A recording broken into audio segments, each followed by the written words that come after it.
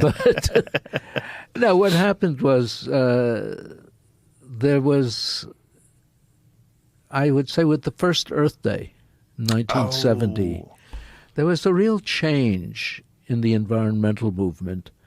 It began to focus much more strongly on the energy sector and much less on saving the whales. And there was a big difference. I mean, the energy sector involved trillions of dollars. The whales, not so much. Right.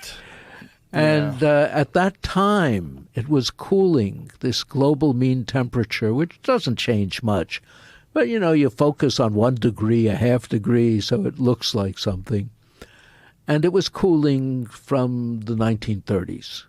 1930s were very warm, and it was getting cooler until the 70s. And that's why they were saying, well, you know, this is going to lead to an ice age.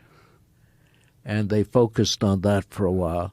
And then in the 70s, and at that time, well, what do you say? You know, if you're worried about an ice age, they said, well, it'll be the sulfates emitted by coal burning, because that reflects light, and the less light that we get, the colder we'll get. But then the temperature stopped cooling in the 70s and started warming.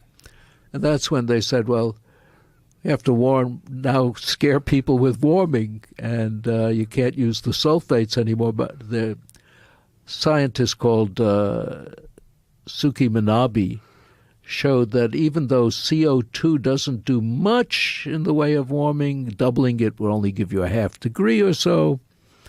But if you assumed that relative humidity stayed constant, so that every time you warmed a little, you added water vapor, which is a much more important greenhouse gas, you would double the impact of CO2, which now gives you a degree, which still isn't a heck of a lot, but still it was saying you could increase it. And that's when people started saying, well, now we better find CO2. It's increased because of industrialization and so on.